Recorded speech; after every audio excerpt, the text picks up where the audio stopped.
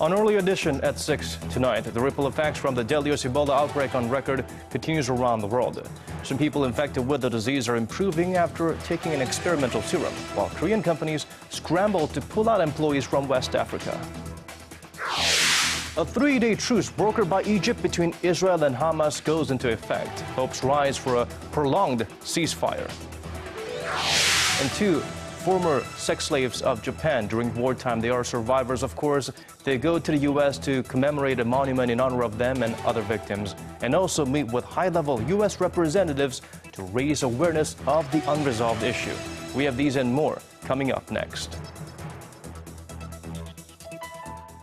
I see trees of green, red roses. 늘 남편 먼저, I see them 늘 자식 먼저. for me and 레이디 퍼스트라는 말을 믿고 살아온 당신. 오늘만큼은 세상 누구보다 당신이 먼저입니다. 한 분 한 분 특별하게 모시겠습니다. Excellence in Flight, Korean Air.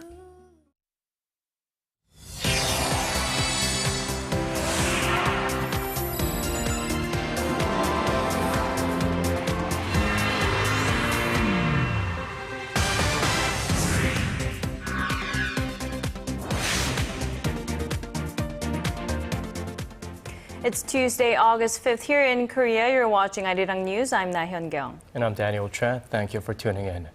The Ebola virus is rapidly spreading in West Africa. The number of cases detected since earlier this year in West Africa has topped 1,600. And the death toll continues to rise. It's nearing 900 now. The World Bank is setting aside $200 million to help curb the spread. Our Kim Minji starts us off. The World Bank has pledged a $200 million emergency fund to help contain the Ebola outbreak in West Africa. World Bank President Kim said the fund would provide support to stop further transmission of Ebola within the three affected nations and prevent infections in neighboring countries. The emergency fund will be used to pay for medical supplies and salaries for medical staff and also help communities cope with financial hardships caused by the epidemic. Others are also reaching out. The African Development Bank has set aside $60 million for support, and the World Health Organization $100 million. The Ebola outbreak has claimed at least 887 lives since the first case in Guinea in February, and Nigeria has now reported its second case of the disease. However, raising hopes that there may be a cure, 2 American missionary workers infected with the virus are reportedly recovering after receiving an experimental drug called ZMapp. Health officials say Dr. Ken Brantley and Nancy Wright-Bowl began showing signs of improvement within a couple of hours. Although the serum hasn't been tested in humans before, monkeys have survived the virus when given the serum within 48 hours of infection. Meanwhile, the U.S. Centers for Disease Control and Prevention said it will dispatch 50 staff to the affected regions within this month to fight the deadly virus. Kim Minji, Arirang News. Now, there hasn't been a confirmed case here in Korea yet, but concerns and fears still linger. So to answer some of our questions, we do have an expert in the studio today. That's right. We have Professor Kim Minji from Ina University joining us. Thank you for being here with us today. Okay, it's nice to be here. Yeah. Well, it's not the first time we've heard of Ebola. It has become a quite common term, but this outbreak is proving to be quite deadly and difficult to contain. Yeah. Could you perhaps explain to us why it is so this time around? Yeah, right now, as you know, it is not first time the Ebola virus outbreak, but it was in 1976 in Congo, in the Republic of Congo in Africa. At that time, 385 people were killed by the virus. But at that time, it is not the medical staff who arrived first at the site, but the soldiers that prevent the spread of the virus, to contain the people in that area, in the isolated village. So, but in this case, in this ongoing outbreak, it occurred in the city, near the border, and it is very difficult to confine them in the specific area. It is very difficult to contain them, isolate them. So that is one of the reasons. And the second reason is that in Africa, there is a funeral ceremony. In the ceremony, they wash the body of the dead by hands. So that's cultural, and that is one of the reasons, very easiest way to spread the virus. And the third one is a more political one. These 3 countries, which is known as the infected area, is the most poorest country in the world. The annual income for them is less than $500, and the political situation in that area is very unstable. So even the medical staff is attacked by the rebels in that area. So it is very difficult to control that area. That's one reason why the spread was so fast compared to last time. So all those factors all combined, Yeah, and that's it's right. making the situation spinning out of control. So Right. what are some of the symptoms? I heard it's the common cold symptoms, and you can't really tell in the beginning. Yeah, it is almost similar to cold, but it is more severe, including the vomiting and diarrhea. So it is a little different from the simple cold. Is there any way to prevent being infected? Right now, the virus is spread by the contact, not by air. So the only way to prevent them is not to touch the person. Avoid immediate contact. That's right, including the blood or urine or the sweat of the patient. Not to touch them. That is the best way to prevent them. Otherwise, it is okay. Oh, even the sweat. Yeah. Well, you mentioned it was 1970s in the Congo. It's been around for a long time, Ebola. Yeah. Unfortunately, we have no proven vaccine yet. Yeah. Why is that so? Yeah, actually, the exact mechanism how the Ebola virus can invade the body is not clear at this time. And the one of the reasons is that it is very difficult to get the samples at the right time because it is far remote from there, because it is Africa. Almost all Ebola virus is starting from Africa, so it is very difficult. So that might be one of the reasons. And the other one is that the Ebola virus is very deadly. And to develop the vaccine, the company need some very special, very expensive facility. So that might be the reason why the vaccine is not developed yet. So it's really difficult. Apparently, after several decades, we're still working on it. We have some recent stories right now developing that the human testing of the new serum, ZMapp, if I'm pronouncing correctly, has been proving to be most promising, but nothing concrete so far. What's your take on that? The exact mechanism of the serum is not known because it is kind of confidential and it is not approved by the FDA. But as it is very urgent that they use that, and it is kind of very temporary, not block the exact mechanism, but just trap the virus. So it could be in a positive outlook. It could be a stepping stone towards something bigger. Right but now, I mean, they're getting positive results. Right, but it's in no way a permanent solution to the outbreak at the moment. Yeah, but the current science can find the solution soon. Okay. I believe that. So hopefully. But how likely is it at this point that the virus will enter Korea then? I mean, if it's coming through immediate contact, then we would be on the lookout for travelers. Yeah. I think it is very unlikely that the virus can spread throughout the world because, as we said, the virus can spread only by contact the patient, not by air. So even though all the world is connected in 1 day, so if we can take a good look at, and the government can take a good look at and monitor the person from the West Africa, for example, then it's not likely that it can spread also all the world. Okay, prevention, of course, is better than cure. What's the best way for us from a governmental, individual level to prevent the worst-case scenario here in Korea? Yeah, because as with the other global infectious diseases like SARS virus last time, the international cooperation is the most important because there is no border for the virus. So, and all the peoples and all the nations are connected in 1 day. So the best one is to cooperation between the nation. And second one, in this ongoing outbreak, the second one is that we have to contain that area first. That's first priority. And second one is that we have to improve the situation in that 3 countries because this is most poorest country. the number of doctors in that area is 200 times lower than average country. So without that kind of the improvement in the sanitary condition, we might have another kind of the virus attack again. All right, thank you very much, Professor Kim Minji, for coming to the studio and answering some of our questions. Okay, thanks a lot. One-day entry ban.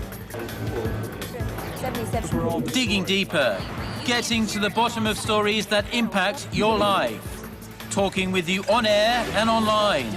Connecting you with experts on the world's most pressing issues. News and current affairs at its best. With Na Hyung-kyung and Daniel Che. Arirang News. Arirang News. On Early Edition at 6. Now, another monument dedicated to women forced into sexual slavery in the early 20th century was unveiled in New Jersey, the United States. 2 Korean former sex slaves currently touring the U.S. were also part of this special event. Arirang's Kwon So-ah reports. This iron butterfly has been established to remember the hundreds of thousands of women who were forced into sexual slavery before and during the Second World War by the Japanese military. Honoring the so-called comfort women from Korea, China, Taiwan, the Philippines, the Netherlands, and Indonesia, the monument was unveiled at Liberty Plaza in Union City, New Jersey on Monday. It is the 7th such monument in the United States honoring the sexual slavery victims, but this one is a bit different in that it's the first time a local government took the initiative in creating it. Korean communities had taken the lead in other projects throughout the U.S. This is about human rights and it's about education. Educating our youth about what took place in the past so we don't make the same mistakes again. 2 surviving Korean comfort women took part in the emotional ceremony that welcomed some 400 people. We thank the American and Korean people who have come here, and although we don't have much time left, we will live the rest of our lives with strength. Lee Ok-sun and Kang Il-chul also met with representatives of the White House and State Department during their trip in the U.S., but no details of their talks have been released. Meanwhile, in Los Angeles, the California District Court rejected a request from a group of Japanese Americans who want a memorial statue that was put up last year outside of Glendale City Hall removed. Kwon So-ah, Arirang News. Japan's white paper for the past 10 years has claimed sovereignty over Korea-controlled Dokdo Island in the East Sea, and this year is no different. The latest was submitted by its defense ministry to the cabinet on Tuesday, indicating the island as its territory. The Korean government was quick to respond. Seoul said it cannot accept Japan's actions and urged Tokyo to withdraw the claims and refrain from such activities in the future, saying such moves will not help improve bilateral ties. It added Korea's sovereignty over the island can be proven historically, geographically, and internationally. Well, all able-bodied Korean men are required to serve in the nation's military for around 2 years. Though one can take pride in taking up the responsibility of defending family, friends, and the nation, it can be a stressful environment, with hazing or smoking by senior-ranking servicemen being the norm. But as more and more young servicemen cross the line, it's time something must be done. The Korean government plans to expand an investigation into the killing of an army conscript who died after being struck in the chest by his senior soldiers. Our Yurian reports. Speaking about the 23-year-old young soldier who was bullied to death back in April, President Park Geun-hye vowed a thorough investigation and punishment for those found responsible. The comments came during a cabinet meeting Tuesday morning, a day after Defense Minister Han Min-gu apologized to the nation over the failure to prevent such an incident from occurring. It's a military commander's basic responsibility to send enlisted men back to their parents safe and sound. We feel a great burden over this incident. The 23-year-old Yoon was bullied severely by his comrades back in April when he was forced to hold a horse-riding stance until the early hours of the morning and told to lick spit off the ground. He choked to death after being hit in the chest by 5 of his comrades. The army announced it will consider pressing murder charges against the 5 soldiers if found responsible for the young soldier's death. It's the latest in a series of similar incidents in recent months, and public distrust in the military is growing. An army sergeant who had been bullied by his comrades went on a shooting rampage back in June, killing 5. When my son goes to the army, I'm going to check his body whenever I visit to see if he has been physically abused. I'm worried he may have to go through the same thing and be forced to hide it.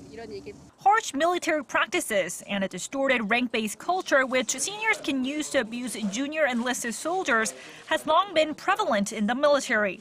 To maintain a strong defense against North Korea, all South Korean men are mandated to serve in the military.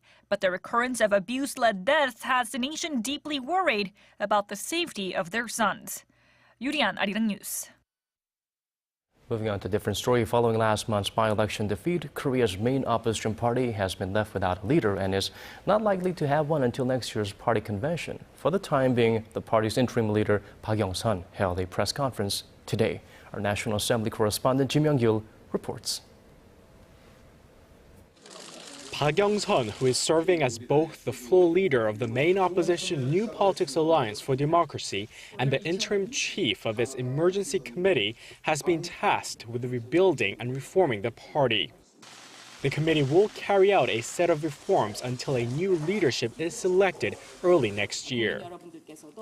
Our party will select members for the emergency committee from both inside and out of the party. The public can also make recommendations through Twitter, Facebook, or our party's website. The committee will function as the main opposition's executive branch until a party convention next year, sometime before March. There, officials will pick the party's new chairman, secretary general, and other senior executives.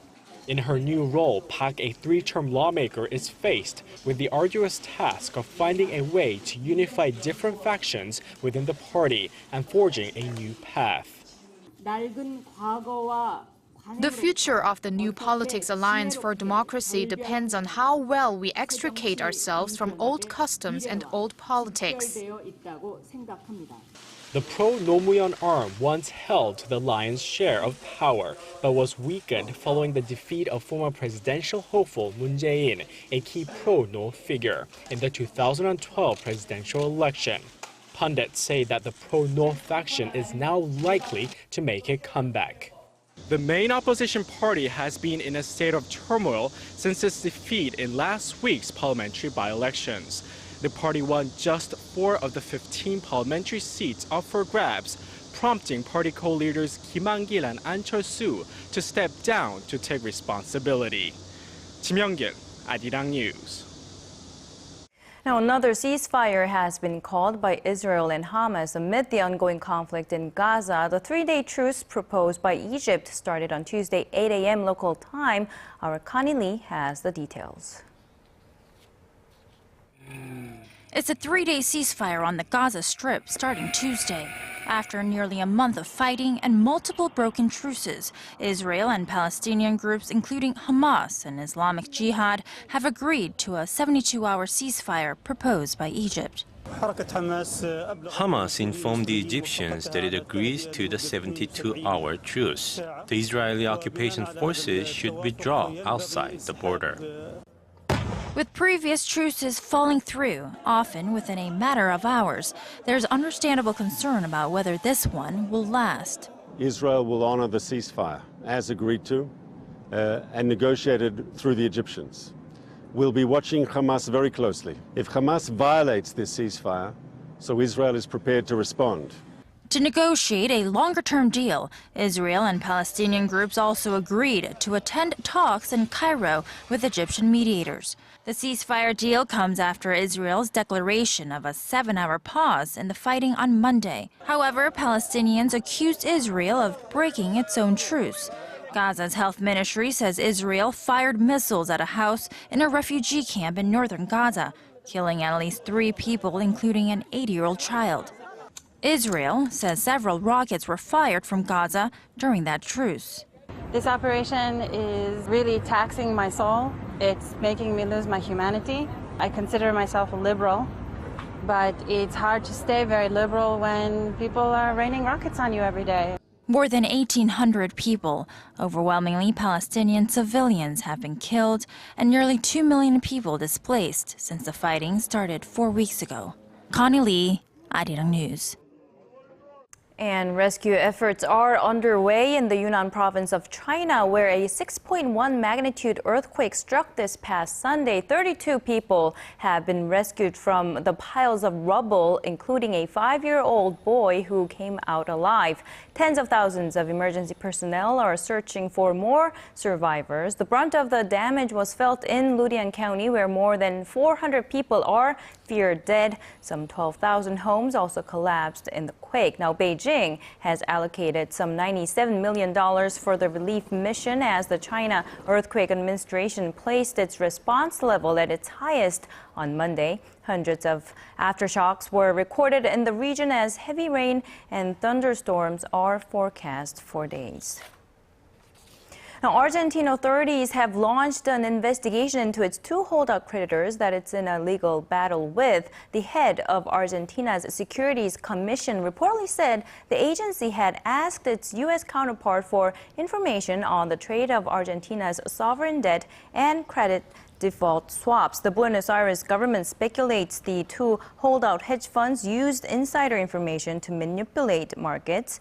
This comes after the foreign currency rating of Latin America's 3rd largest economy was downgraded to selective default last week by Standard & Poor's.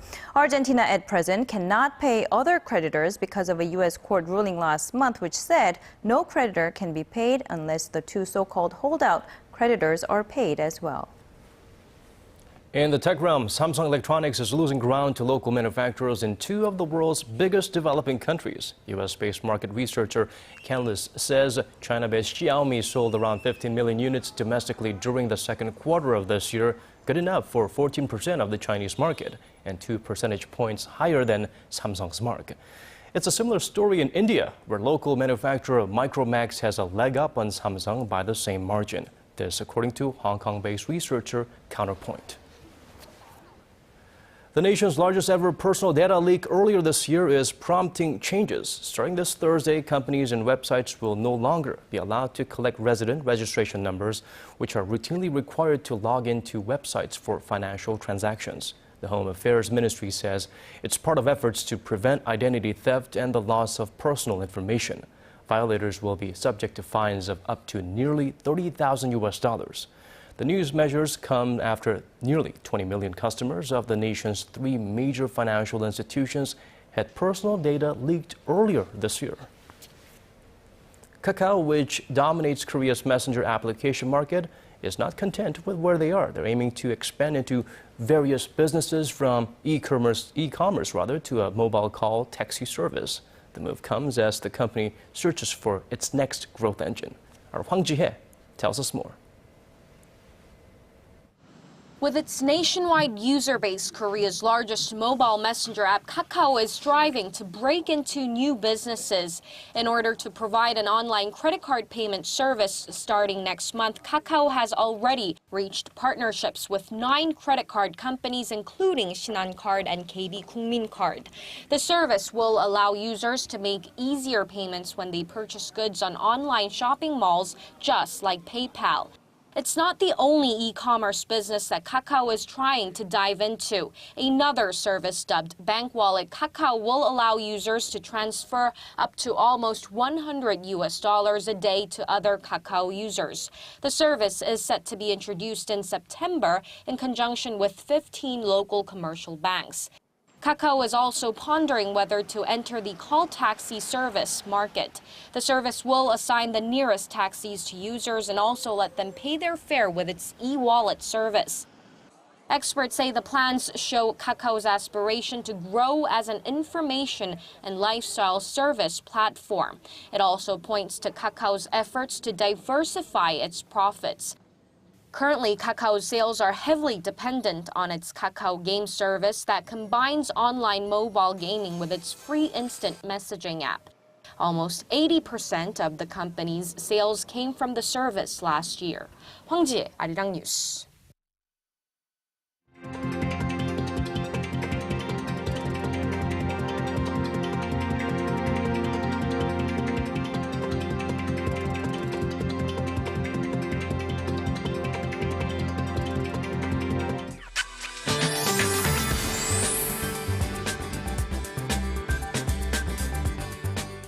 it was a hot and sticky Tuesday here in Seoul. And it was, and it is. Let's turn to our Michelle Bach at the Weather Center for the forecast. Michelle, can we get some relief from these muggy conditions?